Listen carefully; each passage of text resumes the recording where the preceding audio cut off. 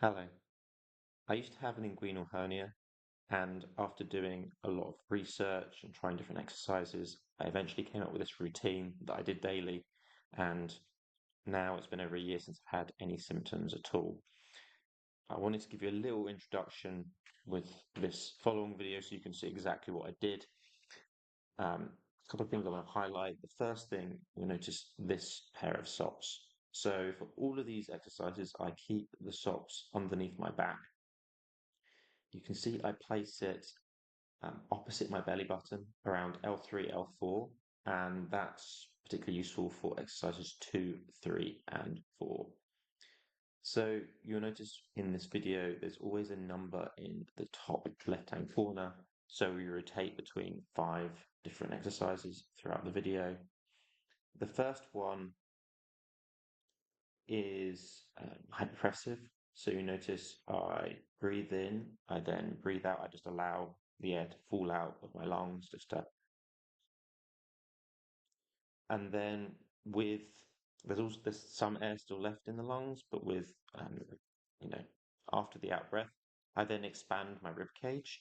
So I expand my rib cage out to the back and the sides, and you'll notice that it looks like my rib cage expands. You can see here the difference. And so because I've expanded the rib cage, this creates a bit of a vacuum, and the stomach will just naturally pull itself in as you expand your rib cage.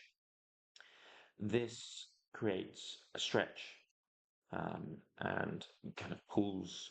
I found it pulled my organs away from the site of the hernia, but also I think you're stretching the musculature, and I found this quite nice. Um, you have about 30 seconds for exercise. So depending on whether you do this once or twice during the 30 seconds, depends on how long you can hold your breath for. But I don't really think it's worth rushing yourself. So I think just one breath hold is enough. You can vary the intensity by how much air you breathe out. So if you were to do a forced exhale and breathe out all the air from your lungs, then you would just naturally create a greater vacuum. I don't really think that's necessary. That's what I'm just saying. Don't do a forced exhale. Just allow the air to fall out your lungs and have a gentle stimulus there. Exercise 2. So here, the first step is I pull in. You can see I'm kind of touching my belly button. So I draw my belly button in towards my spine. That activates the transverse abdominis, and then I push my lower back into the sock. Um, so that will engage your lower abdomen, and your internal external obliques. You should feel your obliques turning on when you do that movement. You can vary the difficulty by extending your legs out. With all these exercises, the intensity should be fairly low. From the research I've done, it should be around about 30% intensity. So I don't think there's actually that much benefit making harder, but you can always play around with this. So if you want to make it a bit harder, the further you extend your legs from your bum, the harder the exercise is. So you can play around with that.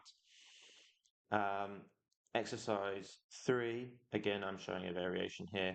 So you can simply just raise your leg, as I do here, just slightly, one leg slightly off the ground. This just creates a rotational force and engages your obliques more. Um, so yeah, just simply lifting the leg off the ground, you're still pushing your lower back into the ground and pulling your belly button in. As I said, you can make it harder by extending your leg out. Again, 30% intensity. So depending on how strong you are, you probably don't need to do this. I only really started doing extending the legs um, after I stopped getting symptoms and wanted a bit more intensity. Exercise 4 is the same as exercise 3. Um, it's just on the other side, so you're training the opposite internal and external oblique, respectively, because obviously the rotational force is different. And then exercise 5 is actually very subtle and you can't see what's going on at all. Um, I'm doing pelvic floor contractions. So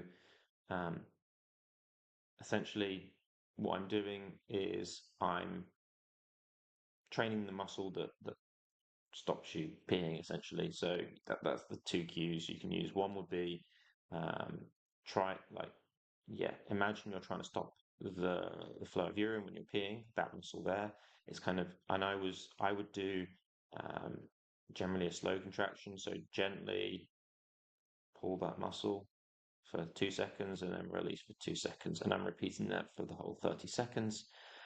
The other mental cue that you can have um, is the act of um, pulling in your testicles. That's about it. So without further ado, I'll let you watch the video. The bells will be your cue to change exercises. It's fairly simple, and I'm going to put out an extra explanational video alongside this. I hope this was helpful. Thank you for watching.